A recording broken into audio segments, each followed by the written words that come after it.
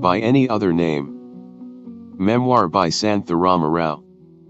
At the Anglo-Indian Day School in Zoranabad, to which my sister and I were sent when she was 8 and I was 5.5, they changed our names. On the first day of school, a hot, windless morning of a North Indian September, we stood in the headmistress's study, and she said, "Now you're the new girls. What are your names?" My sister answered for us. "I am Premila," and she, nodding in my direction, "is Santha." The headmistress had been in India, I suppose, 15 years or so, but she still smiled her helpless inability to cope with Indian names. Her rimless half-glasses glittered, and the precarious bun on the top of her head trembled as she shook her head. "Oh, my dears, those are much too hard for me. Suppose we give you pretty English names. Wouldn't that be more jolly? Let's see, now Pamela for you, I think." She shrugged in a baffled way at my sister. "That's as close as I can get." "And for you," she said to me, "how about Cynthia? Isn't that nice?" My sister was always less easily intimidated than I was, and while she kept a stubborn silence, I said thank you, in a very tiny voice. We had been sent to that school because my father, among his responsibilities as an officer of the civil service, had a tour of duty to perform in the villages around that steamy little provincial town, where he had his headquarters at that time. He used to make his shorter inspection tours on horseback, and a week before, in the stale heat of a typically post-monsoon day, we had waved goodbye to him and a little procession: an assistant, a secretary, 2 bearers, and the man to look after the bedding rolls and luggage. They rode away through our large garden, still bright green from the rains, and we turned back into the twilight of the house and the sound of fans whispering in every room. Up to then, my mother had refused to send Premila to school in the British-run establishments of that time, because, she used to say, you can bury a dog's tail for 7 years and it still comes out curly. And you can take a Britisher away from his home for a lifetime and he still remains insular. The examinations and degrees from entirely Indian schools were not, in those days, considered valid. In my case, the question had never come up and probably never would have come up if mother's extraordinary good health had not broken down. For the first time in my life, she was not able to continue the lessons she had been giving us every morning. So our Hindi books were put away, the stories of the Lord Krishna as a little boy were left in midair, and we were sent to the Anglo-Indian school. That first day at school is still, when I think of it, a remarkable one.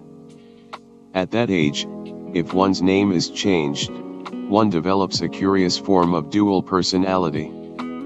I remember having a certain detached and disbelieving concern in the actions of Cynthia, but certainly no responsibility. Accordingly, I followed the thin, erect back of the headmistress down the veranda to my classroom, feeling, at most, a passing interest in what was going to happen to me in this strange, new atmosphere of school.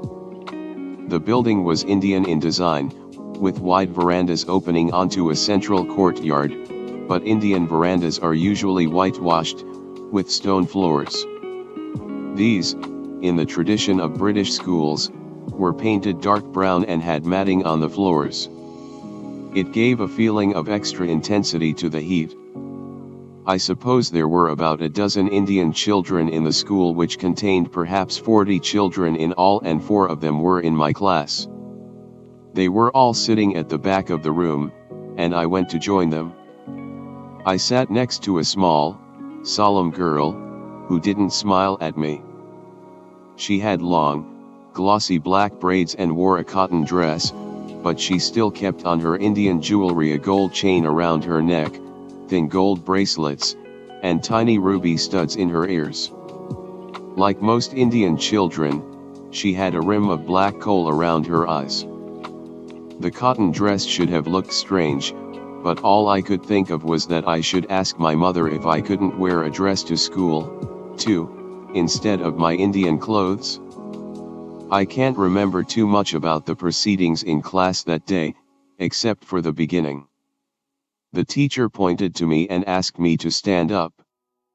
"Now, dear, tell the class your name." I said nothing. "Come along," she said, frowning slightly. "What's your name, dear?" "I don't know," I said, finally. The English children in the front of the class, there were about 8 or 10 of them, giggled and twisted around in their chairs to look at me. I sat down quickly and opened my eyes very wide, hoping in that way to dry them off. The little girl with the braids put out her hand and very lightly touched my arm. She still didn't smile. Most of that morning I was rather bored. I looked briefly at the children's drawings pinned to the wall, and then concentrated on a lizard clinging to the ledge of the high, barred window behind the teacher's head. Occasionally it would shoot out its long yellow tongue for a fly, and then it would rest, with its eyes closed and its belly palpitating, as though it were swallowing several times quickly. The lessons were mostly concerned with reading and writing and simple numbers, things that my mother had already taught me, and I paid very little attention. The teacher wrote on the easel blackboard words like bat and cat, which seemed babyish to me, only apple was new and incomprehensible. When it was time for the lunch recess, I followed the girl with braids out onto the veranda. There the children from the other classes were assembled. I saw Premila at once and ran over to her, as she had charge of our lunchbox. The children were all opening packages and sitting down to eat sandwiches. Premila and I were the only ones who had Indian food: thin wheat chapatis, some vegetable curry, and a bottle of buttermilk. Premila thrust half of it into my hand and whispered fiercely that I should go and sit with my class, because that was what the others seemed to be doing. The enormous black eyes of the little Indian girl from my class looked at my food longingly, so I offered her some. But she only shook her head and plowed her way solemnly through her sandwiches. I was very sleepy after lunch, because at home we always took a siesta. It was usually a pleasant time of day, with the bedroom darkened against the harsh afternoon sun, the drifting off into sleep with the sound of mother's voice reading a story in one's mind, and, finally, the shrill, fussy voice of the ayah waking one for tea. At school, we rested for a short time on low, folding cots on the veranda, and then we were expected to play games. During the hot part of the afternoon we played indoors, and after the shadows had begun to lengthen and the slight breeze of the evening had come up, we moved outside to the wide courtyard. I had never really grasped the system of competitive games. At home, whenever we played tag or guessing games, I was always allowed to win because mother used to tell Premila, she is the youngest, and we have to allow for that. I had often heard her say it, and it seemed quite reasonable to me. But the result was that I had no clear idea of what winning meant. When we played 2s and 3s that afternoon at school, in accordance with my training I let one of the small English boys catch me, but was naturally rather puzzled when the other children did not return the courtesy. I ran about for what seemed like hours without ever catching anyone, until it was time for school to close. Much later I learned that my attitude was called not being a good sport, and I stopped allowing myself to be caught, but it was not for years that I really learned the spirit of the thing. When I saw our car come up to the school gate, I broke away from my classmates and rushed toward it yelling, "Ayah! Ayah!" It seemed like an eternity since I had seen her that morning, a wizened, affectionate figure in her white cotton sari, giving me dozens of urgent and useless instructions on how to be a good girl at school. Premila followed more sedately, and she told me on the way home never to do that again in front of the other children. When we got home, we went straight to mother's high, white room to have tea with her, and I immediately climbed onto the bed and bounced gently up and down on the springs. Mother asked how we had liked our first day in school. I was so pleased to be home and to have left that peculiar Cynthia behind that I had nothing whatever to say about school, except to ask what apple meant. But Premila told Mother about the classes, and added that in her class they had weekly tests to see if they had learned their lessons well. I asked, "What's a test?" Premila said, "You're too small to have them. You won't have them in your class for donkey's years." She had learned the expression that day and was using it for the first time. We all laughed enormously at her wit. She also told Mother, in an aside, that we should take sandwiches to school the next day.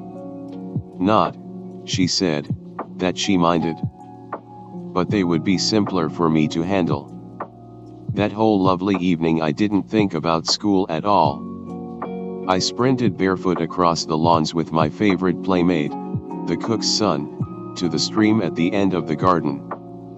We quarreled in our usual way, waded in the tepid water under the lime trees, and waited for the night to bring out the smell of the jasmine. I listened with fascination to his stories of ghosts and demons, until I was too frightened to cross the garden alone in the semi-darkness.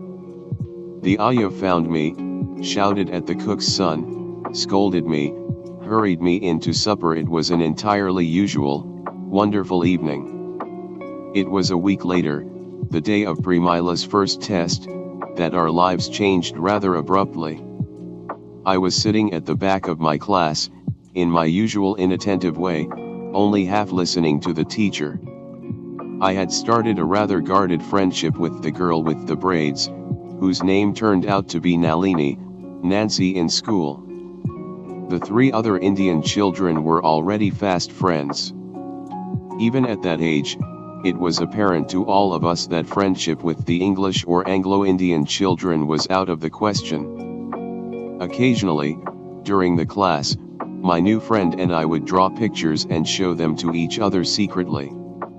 The door opened sharply and Premila marched in. At first, the teacher smiled at her in a kindly and encouraging way and said, "Now, you're little Cynthia's sister?"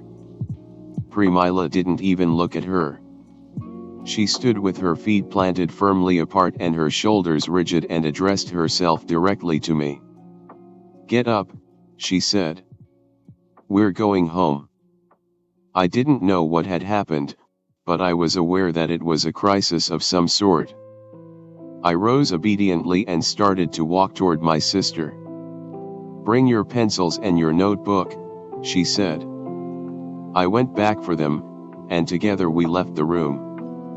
The teacher started to say something just as Premila closed the door, but we didn't wait to hear what it was. In complete silence we left the school grounds and started to walk home. Then I asked Premila what the matter was. All she would say was, "We're going home for good." It was a very tiring walk for a child of 5.5, and I dragged along behind Premila with my pencils growing sticky in my hand. I can still remember looking at the dusty hedges and the tangles of thorns in the ditches by the side of the road, smelling the faint fragrance from the eucalyptus trees, and wondering whether we would ever reach home. Occasionally a horse-drawn tonga passed us, and the women, in their pink or green silks, stared at Premila and me trudging along on the side of the road. A few coolies and a line of women carrying baskets of vegetables on their heads smiled at us. But it was nearing the hottest time of day, and the road was almost deserted. I walked more and more slowly, and shouted to Premila, from time to time, "Wait for me," with increasing peevishness. She spoke to me only once, and that was to tell me to carry my notebook on my head, because of the sun. When we got to our house, the ayah was just taking a tray of lunch into Mother's room. She immediately started a long, worried questioning about what are you children doing back here at this hour of the day. Mother looked very startled and very concerned and asked Premila what had happened. Premila said, "We had our test today, and she made me and the other Indians sit at the back of the room, with a desk between each one." Mother said, "Why was that, darling?" She said it was because Indians cheat, Premila added. "So I don't think we should go back to that school." Mother looked very distant and was silent a long time. At last she said, "Of course not, darling." She sounded displeased. We all shared the curry she was having for lunch, and afterward I was sent off to the beautifully familiar bedroom for my siesta. I could hear Mother and Premila talking through the open door. Mother said, "Do you suppose she understood all that?" Premila said, "I shouldn't think so. She's a baby." Mother said, "Well, I hope it won't bother her." Of course, they were both wrong. I understood it perfectly, and I remember it all very clearly. But I put it happily away, because it had all happened to a girl called Cynthia, and I never was really particularly interested in her.